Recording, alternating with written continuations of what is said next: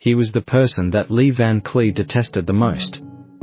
Born in Somerville, New Jersey, on January 9, 1925, Lee Van Cleef was a renowned actor whose career lasted more than 50 years.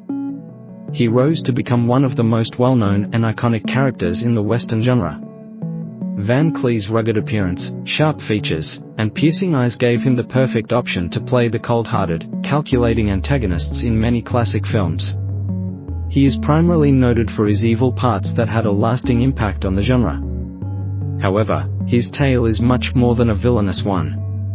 It's a story of tenacity, self-reinvention, and skill. Growing up in the tiny New Jersey town of Somerville, Van Cleef developed a strong work ethic and sense of discipline. His early years were greatly influenced by his father, a watchmaker who instilled in him the importance of accuracy and meticulousness. Van Cleef served in the U.S. Navy during World War II, where he was a radio operator and fought in action. His wartime experiences affected much of his later performances, giving him an edge that would be obvious in his depictions of hardened, nonsense characters. Van Cleef pursued an engineering degree at the University of South Carolina following the war.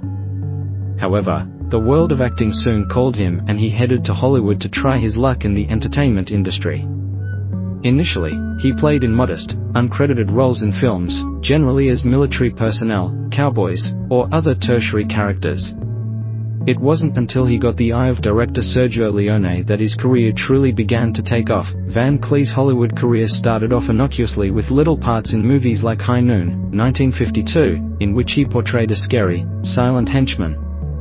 His angular, sharp-edged features led to repeated casting in evil roles, particularly in westerns, where his look and behavior seemed to exemplify the vicious, hard-aimed outlaw. Throughout the 1950s and early 1960s, he played little, uncredited parts in movies and television series, gradually establishing himself as a reliable character actor. Van Cleef was limited to portraying one-dimensional villains, which caused his career to stall despite his expanding collection of work. His career was further hampered by personal difficulties, such as health problems from a vehicle accident, and his effort to overcome this typecasting.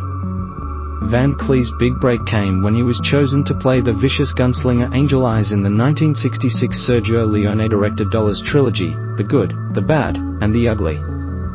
Van Cleef's portrayal of the cold-blooded but expert bounty hunter had a lasting impression on both viewers and reviews, even though Clint Eastwood featured as the renowned man with no name.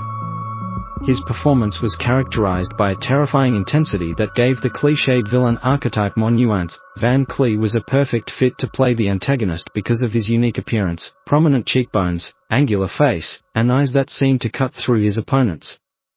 His career was distinguished by a number of noteworthy parts in other westerns, such as The Big Gun Down, 1966, in which he played a lawman-turned-hunter, and For a Few Dollar More, 1965, in which he played the crafty bandit Colin Douglas Mortimer.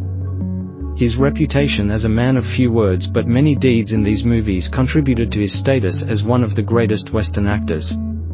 Van Cleef's depictions of villains were never flat. His characters were more than just enemies because of the depth and gravity he gave to his parts. His characters were often driven by their own moral code, even if it was one that set them at odds with the law or society's expectations. Van Cleef portrayed elderly gunslingers in movies like Death Rides a Horse, 1967, and Day of Anger, 1967, whose knowledge and life experience gave them a sense of tragic dignity despite living beyond the law. His ability to communicate both menace and vulnerability made him a riveting presence on screen.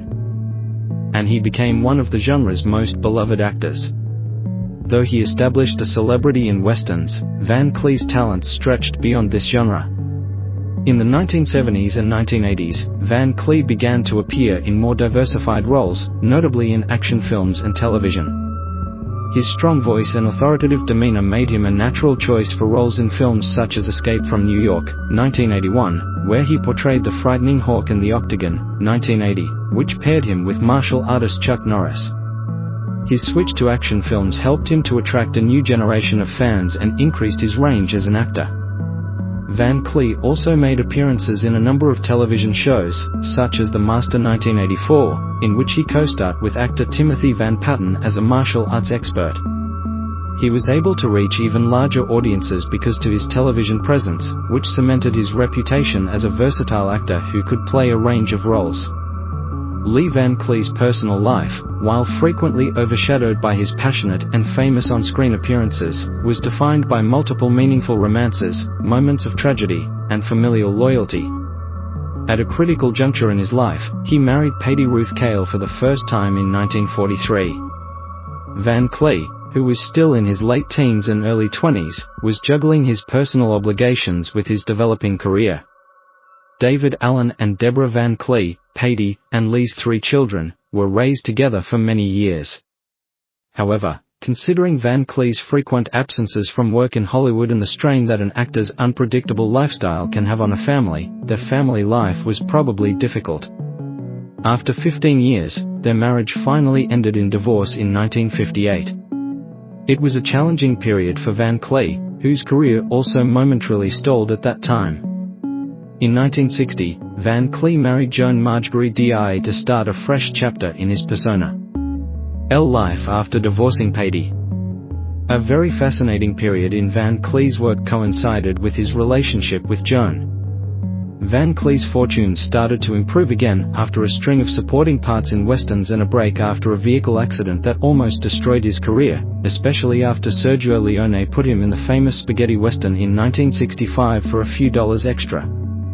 His portrayals in these movies significantly changed his reputation in Hollywood, making him a leading man instead of a dependable character actor. Barbara continued to be a loyal companion.